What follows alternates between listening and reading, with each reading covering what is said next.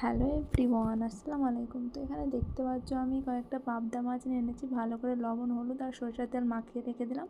আর এখানে নিয়েছি আমি দুই রকম সরষে, যেমন কালো সাদা সরষে আর কাঁচা লঙ্কা আর আদা। কিছুক্ষণ একটু ভিজিয়ে রাখার পর ওটা ব্লেন্ড করলে গেলে খুব তাড়াতাড়ি ব্লেন্ড হয়ে যায়, কারণ আমি শিলে মানে বাটলে গেলে তো তাড়াতাড়ি হয়ে যাবে। আর মানে ভিজিয়ে রাখতে হবে না, তো মিক্সিতে দেবো তাই একটু ভিজিয়ে রেখেছিলাম। আর এখানে মাছও ভাজতে চাপিয়ে দিয়েছিলাম। আর মাছ ভাজবে তো খুব হালকা করে ভাজবে, কারণ কড়কড়া করে ভাজা যাবে না। আর এই মাছ ভাজতে ভাজতে আমাকে প্রচণ্ড খিদে লেগেছিলো, তাই আমি একটু মগজ দিয়ে রুটি খেয়ে নিলাম। আর এই রুটি খেতে খেতে আমার মাছ ভাজাও কমপ্লিট হয়ে গেল।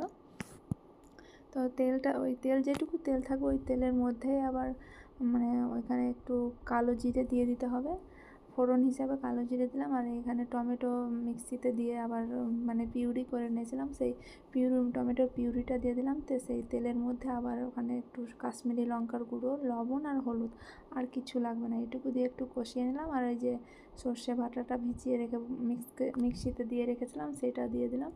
দিয়ে বেশ কিছুক্ষণ নাড়াচাড়া করবে, করার পর দেখবে যে গা থেকে সব তেল ছেড়ে দিয়েছে, তখন একটু জল দিয়ে দেবে। আর জল যখন ফুটে আসবে তারপর মানে মাছগুলো ছেড়ে দিবে। তারপর আস্তে আস্তে এখানে আবার কেউ চিনিও অ্যাড করতে পারে, কারণ আমি চিনি দিব না, চিনি খাবো না, তাই আমি চিনি দিব না, স্কিপ করে দিয়েছি। কেউ চাইলে দিতে পারে, চিনিতে একটু স্বাদটা আরও বাড়ে।